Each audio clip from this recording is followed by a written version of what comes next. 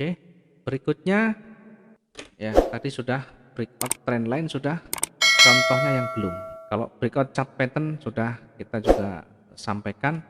Nah, sekarang breakoutnya kita coba contohkan yang di market yang breakout trendline. Kalau ini tadi breakout chart pattern. Ada banyak chart pattern ya, termasuk double bottom. Ini double bottom. Ya, ini double bottom. Oke, perhatikan di sana ada naik turun begini. Ya, ada double bottom di sana. Kemudian di sini ada area support. Ya, ketika supportnya di breakout, maka akan lanjut. Minimal ketika breakout kita ada peluang, ada potensi untuk taking profit dulu. Ini turun dulu 280, kalau targetnya cuma 100 tidak perlu nunggu ganti candle. Ini adalah chart pattern. Kemudian yang contoh yang trendline. Ya, trendline itu artinya kecenderungannya kemana. Nah, sekarang kita lihat, misalkan ini dari tren dari sideways, perhatikan di area sideways, kemudian breakout. Dari breakout di sini kita lihat kalau ini sudah kuat, ringnya sudah cukup, maka jangan diikuti walaupun breakout. Lebih baik menunggu petunjuk untuk berbaliknya. Berbaliknya seperti apa? Ya, dilihat ini penolakan masih kecil, penolakan pertama, kedua, ketiga, baru kita ambil. Kalau ada market yang panjang kemudian ekornya kecil, maka jangan kita menggunakan dua syarat yang kita gunakan, tambah satu lagi. Artinya yang pertama wujud, yang kedua, yang pertama sinyal awal, yang kedua ini yang kedua ini adalah sinyal wujudnya atau petunjuk munculnya di sana. Ya, kemudian kita butuh satu konfirmator lagi yang selanjutnya di sini. Sehingga entry kita bukan di candle yang hijau yang kedua, tapi candle yang ketiga di sini. Nah, entry kita di sini buy, kemudian SL kita taruh di bawahnya area support. Ini supportnya di sini, ya di garis ini kita taruh di bawahnya. Ya, kita taruh di bawahnya di sini. Ini adalah area SL kita, stop loss kita untuk melindungi modal besar kita. Begitu kita entry, tidak perlu menunggu ganti candle, sudah tercapai. Kalau cuma 100 saja gampang. Ya. Kemudian naik. Nah, sekarang turun lagi. Turun lagi, kita lihat di area ini mulai sejajar. Mulai sejajar, ini harus diperhatikan. Dari tren turun, kita bisa tarik garis trend line. Ya, ini garis tren namanya. Bagaimana cara kita menentukan? Ya, kalau misalkan sampai di sini, mana yang disentuh, banyak disentuh di situ, kita tarik garis. Sudut terluarnya atau sisi luarnya kita tarik. Ini dari ujung, kemudian ini ujungnya kesentuh. Nah, ini ujungnya kesentuh. Sehingga ini trend line turun. Ketika trend line turun ini kita buat, kemudian dia breakout di sana. Ini breakout, yang ini adalah breakoutnya, maka kita di candle selanjutnya entry-nya buy. Lah itu kan merah, ya biar saja. Yang penting sudah aman kita. Ketika kayak entry buy, ya tadi yang pertama kita pikirkan adalah resiko.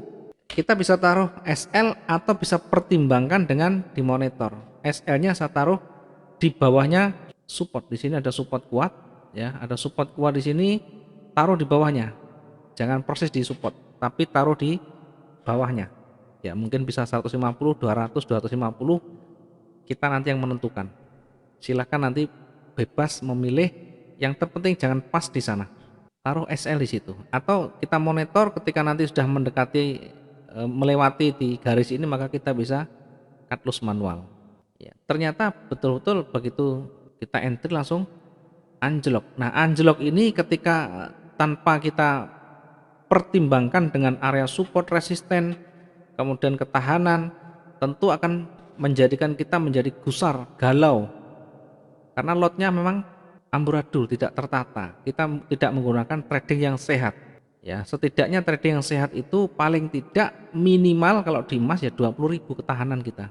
Itu tidak akan mungkin habis ketika kita paham dengan risk management, dengan lot management. Kemudian juga mampu membaca support resisten, mampu membaca price action-nya di sana. Perhatikan ketika ini sudah naik turun lagi, ini tadi sudah profit di candle ketiga ya. Candle running tidak profit, candle berikutnya tidak profit. Oh, candle pertama tidak profit, candle kedua. Artinya 2 jam. 2 jam ini kita bisa baru kita bisa profit. Ini hijau naik. 400 sekian masih dapat profit. Nah, sekarang kita lihat selanjutnya. Tadi mana contohnya ini ya. Oke, kita lihat selanjutnya. Nah, ketika ini sudah mulai merangkak naik lagi, ya, mulai naik lagi, artinya ketika naik ini juga akan diuji oleh area resisten di sana. Artinya di sini ada juga yang namanya rectangle formation lagi. Maka menunggu sampai ini breakout. Ketika sudah breakout, maka berpeluang untuk naik lagi. Kemudian sampai di mana sasarannya? Ketika sudah pernah tinggi, maka dia akan mencoba untuk menyentuh area tertingginya. Oke, nah ini di area ini adalah area tertingginya. Dia akan mencoba menyentuh di sana. Walaupun secara langsung kita tidak bisa menentukan langsung tinggi, bertahap. Dari sini kalau breakout naik lagi, nanti akan diuji lagi di area resisten berikutnya. Ya, berikutnya nanti kalau di breakout lagi akan diuji di area resisten tadi yang ini. Begitu, jadi caranya bertahap. Kemudian menentukan garis trennya pun juga bertahap. Ini ketika mulai naik ya kita bisa tarik ganti garis tren lagi, tren up. Nanti kalau di breakout ke bawah akan turun lagi ke bawah lagi. Tapi yang terjadi makin kuat, makin kuat. Makin panjang makin kuat. Kemudian kalau sudah di area ujung di situ ada area konsolidasi, maka jangan dipakai yang ini. Ya, garis trennya jangan dipakai, ganti sekarang lihat perkembangan. Di sana ada konsolidasi, ya, di sini ada support, kemudian di atas ada resisten, tertingginya dilihat di sana. Ini adalah resisten, sehingga ini adalah area konsolidasi. Area konsolidasi ini akan kuat ketika ada breakout lagi. Breakoutnya di mana? Boleh di atas, boleh di bawah, tergantung marketnya bagaimana. Ya, kalau sudah pernah panjang biasanya kalau begini ada konsolidasi pasti kenceng. Habis konsolidasi pasti kenceng. Ada kalanya naik, ada kalanya turun melihat perkembangan. Ketika naik ya kita ikuti naik saja. Pernah naik lagi konsolidasi, hati-hati. Konsolidasi lagi nanti pasti meledak lagi. Perhatikan. Nah, ketika konsolidasi breakout mulai meledak lagi, mulai turun lagi. Begitu panjang ada konsolidasi lagi. Konsolidasi naik turun lagi. Nanti kalau breakout lagi sama. Breakout di mana? Breakout di breakout kuatnya di atas berarti naik. Ini kita taruh yang panjang. Yang panjang ini. Nah, ini adalah konsolidasi. Ketika breakout ke bawah nanti akan turun, ketika naik ke atas akan makin kuat lagi. Seterusnya begitu. Ketika naik lagi ada konsolidasi lagi, ada pecah lagi. Begitu cara membaca. Oke, sampai di sini tentang breakout. Mungkin ada pertanyaan yang mau disampaikan, silakan ditanyakan. Saya buka dari pertanyaan Pak Joni dulu. Izin bertanya Pak, bagaimana cara yang benar dalam membuat rectangle formation atau membuat garis trendline berdasarkan sumbu, ekor, candlestick yang diikuti atau hanya ujung bodinya saja? Tadi sudah saya jelaskan. Ini bahkan sudah saya singgung. Yang terpenting di mana di situ banyak naik dan turunnya. Kalau trendline ujung terluarnya, ujung bodi terluarnya banyak menyentuh. Nah, ini. Artinya banyak menyentuh, yang terluarnya sudah cukup untuk kita membuat trendline. Di mana yang tersentuh di sini, yang mewakili di sini. Ini adalah yang di sini menyentuh, ini kemudian yang di atas lagi ini menyentuh. Maka breakoutnya ya nanti setelah melewati. Kalau konsolidasi bagaimana? Konsolidasi dilihat, ini naik turun naik turun. Artinya secara sekilas datar dibandingkan dengan tren sebelumnya itu ada tendensi atau kecenderungannya kelihatan. Kalau ini tidak ada kecenderungan, maka kita membuatnya ya dari sini bisa. Nah, begini. Yang penting di mana banyak penolakan di situ. Kalau ujungnya di situ banyak penolakan, ada body, ada ujung, maka di situ buat. Ya, ini ya banyak penolakan, di mana penolakannya di situ juga bisa dibuat. Nah, ini adalah konsolidasi. Begitu breakout kita entry buy dapat. Begitu breakout kita entry buy dapat. Oke. Setelah ini sudah di breakout ya jangan dipakai. Beda lagi nanti. Ini sudah ganti lagi modelnya. Ya, ganti model lagi. Ini jadi trend up lagi. Ya, trend naik misalkan begini. Atau misalkan hijau begini.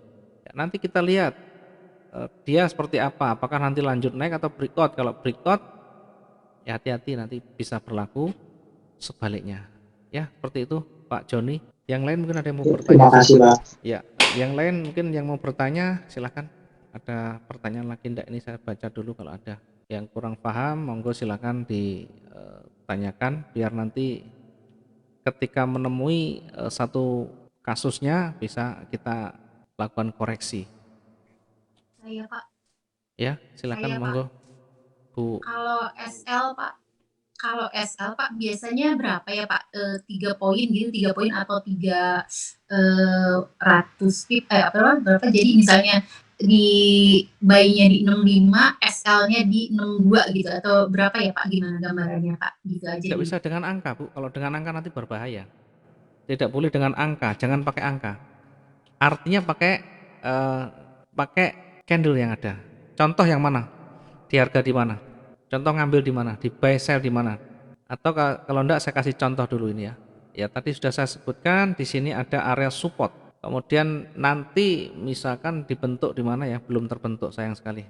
Oke, saya ambil yang sell. Saya ambil yang sell ketika sudah mulai pertama ada sinyal. Ini ada penolakan. Artinya penolakan sell.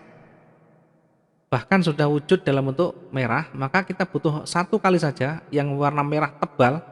Nanti di candle selanjutnya kita bisa entry buy sell di sana.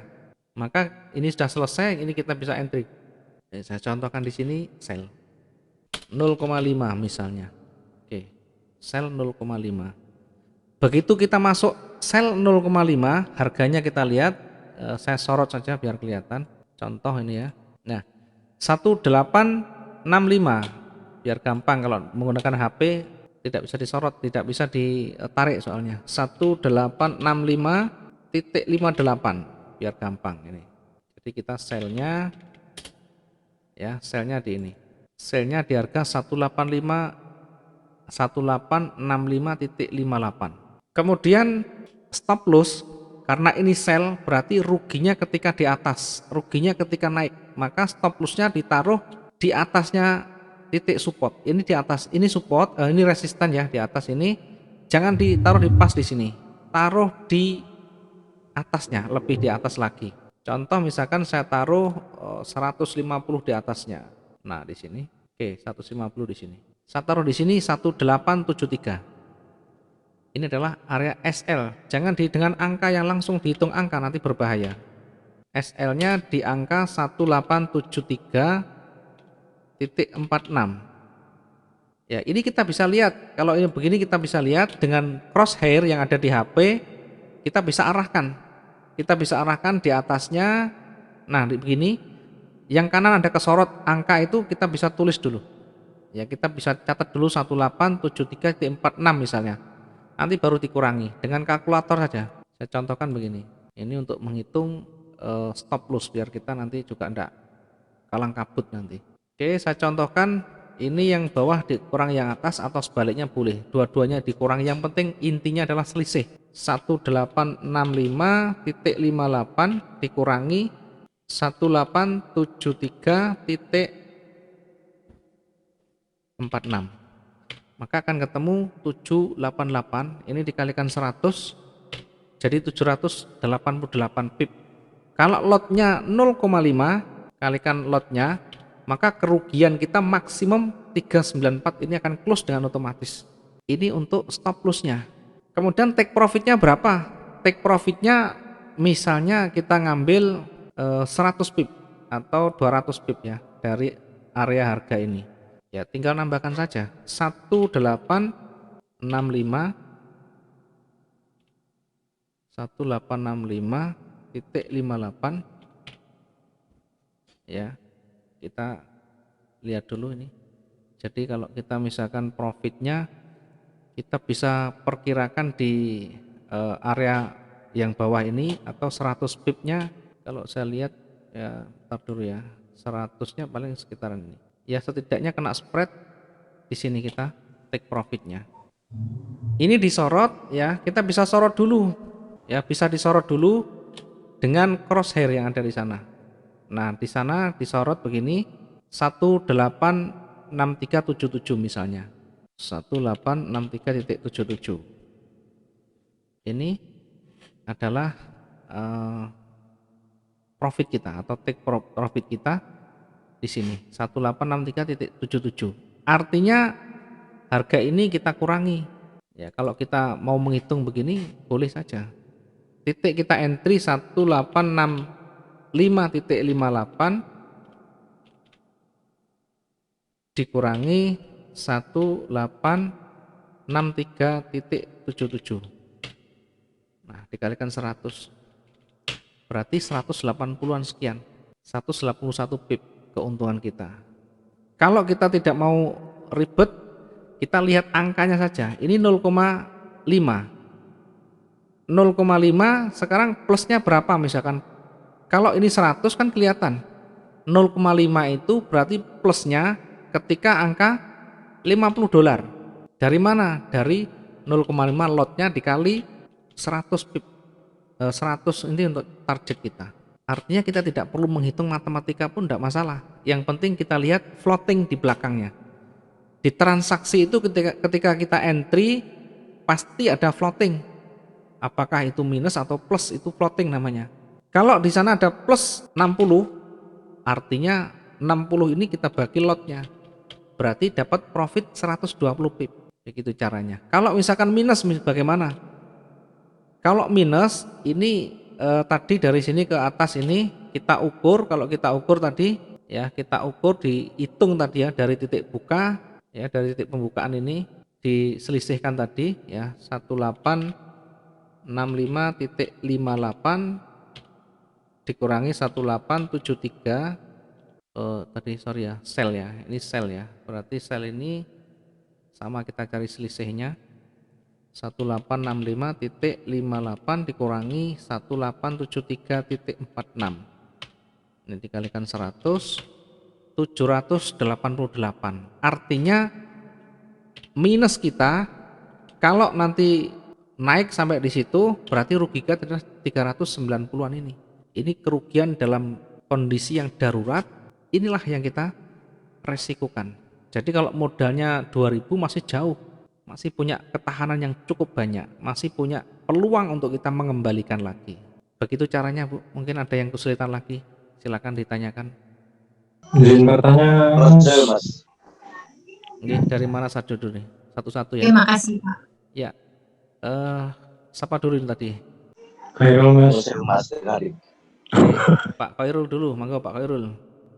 Pak Dik sebentar dulu Pak. Iya. Pak Khairul. Ini Mas untuk memasang stop loss atau top profitnya itu ketika kita sell kita pasang stop loss atau buy kita pasang top profit itu maksudnya sekalian atau sekalian? Begitu kita masuk sell langsung dulu baru masuk dulu, artinya sell dulu, lakukan eksekusi dulu, baru dipasangi di sana.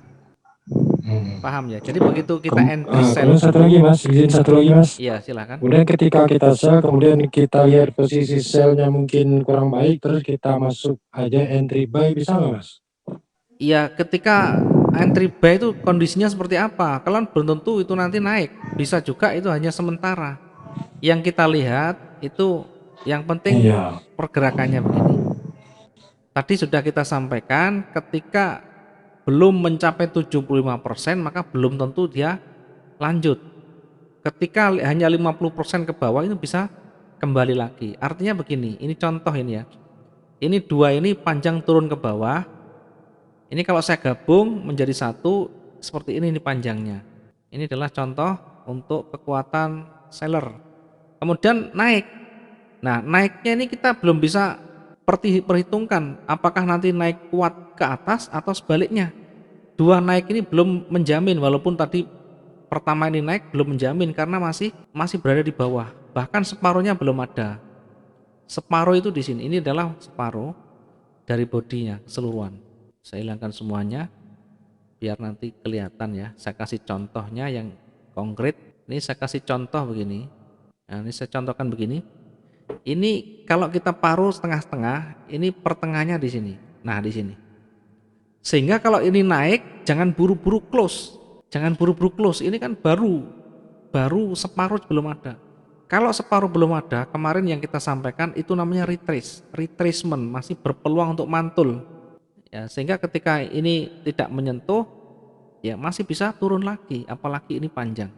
Kecuali yang hijau ini sudah panjang 75% begini. Artinya 75% dari kekuatan sebelumnya. Ya begini, ini seperti ini baru kuat nanti, berpeluang kuat di sana. Contoh yang ini seperti ini nanti, kalau 75% seperti ini, ya berpeluang akan lanjut naik ke atas. Ya, begitu cara mengenalinya. Jangan begitu kita entry sell, belum tentu saat itu langsung kita profit. Bisa saja nanti ada koreksi naik dulu, baru turun. Yang penting kita lihat perkembangan candlenya itu sejauh mana naik turunnya. Kalau cuma kecil, biarkan saja dulu. Yang terpenting kita bisa kita pasangi stop loss dan keamanan di sana. Ya tadi contohnya misalkan kalau kita entry di sini tadi, entry di sini, maka ini kalau ini sell misalnya, tadi yang saya contohkan tadi, ini misalkan sell di sini, maka kita saat itu langsung pasang stop loss. Stop lossnya di mana? Ditaruh di atasnya resisten. Ya, misalkan taruh di sini. Dan ini tidak fix harus begini, boleh lebih tinggi, boleh lebih rendah. Ini adalah relatif tergantung sejauh mana kita nanti meresikukan itu aja. Ini kalau mau masukkan angkanya 1873.19, ini adalah SL-nya. Sehingga ketika nanti ini masih naik, ya biar saja. Yang penting masih toleransi, masih kecil saja atau belum di atas 75%. Kalau hanya separuh aja masih bisa mantul lagi. Ya. Begitu Pak Khairul. Terima kasih Mas. Oke.